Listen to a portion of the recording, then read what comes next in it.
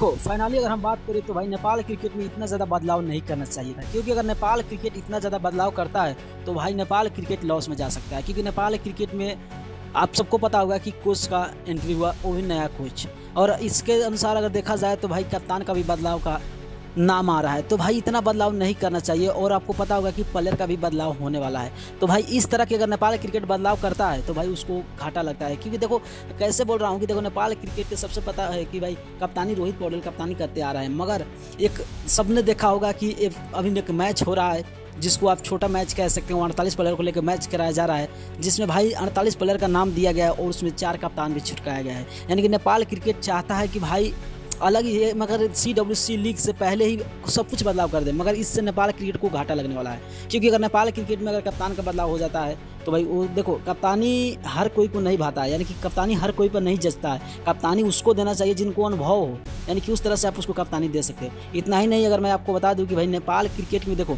सबसे पहले 48 प्लेयर को छांटा गया, बहुत अच्छा बात है, नए प्लेयर को रखा गया है, इससे नेपाल क्रिकेट की कुछ अलग तरक्की हो सकता है। मगर इतना ही नहीं, अगर देखा जाए नेपाल क्रिकेट में बदलाव की बात करें तो भाई देखो कप्तानी सबसे पहले तो भाई कप्तान रोहित पौडेल है, जिसमें 4 टीम छुट लाया गया है। उसमें एक में कप्तान रोहित पौडेल है, दूसरे में आशिक शेख है, तीसरे में संदीप लामेछान है, और चौथे में वो येलो कलर दीपेंद्र सिंह ऐरी है। जो भाई सबको पता है कि उप कप्तान के नाम पे दीपेंद्र सिंह ऐरी रहते हैं, मगर इस तरह की अगर इसमें देखा जा रहा है कि किसका परफॉर्म कैसा है, कौन अच्छा कप्तानी कर सकता है, कौन अच्छा है, यानी कि देखो सब चीज़ नया है, कोच नया, टीम नया, प्लेयर नया, अगर कप्तान भी नया, तो भाई इससे क्या फ़र्क पड़ेगा नेपाल को। देखो कि अगर आप मैच हारते हो, अगर आप कप्तान से पूछते हो तो कप्तान एक ही बात बोलेगा कि हम क्या करें, हम तो नए थे भाई, पहले शुरुआत हुआ है।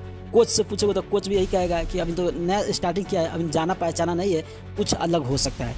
तो भाई इससे नेपाल क्रिकेट और नेपाल क्रिकेट टीम को बहुत ज़्यादा घाटा लगने वाला है। तो इसीलिए आप बदलाव करो, थोड़ा थोड़ा बदलाव करो, और इसमें प्लेयर भी नया है, कप्तान भी अगर नया होगा, कोच भी नया होगा, तो भाई एक आपस में मिल जुल नहीं हो पाएगा, और इससे नेपाल क्रिकेट को घाटा लग सकता है। तो आप लोग क्या सोचते हैं कि इस पे आप लोग अपना टिप्पणी जरूर कीजिएगा कमेंट बॉक्स में। अगर नए होंगे तो चैनल को सब्सक्राइब करके वीडियो शेयर कीजिएगा, और ज़्यादा इस पर टिप्पणी करके बताइएगा कि आपको इसमें क्या अच्छा लगा और क्या अच्छा नहीं। ओके भाई, मिलता हूँ नेक्स्ट वीडियो पे। वीडियो देखने के लिए धन्यवाद, अगर पेज पे देखते तो फॉलो कीजिएगा।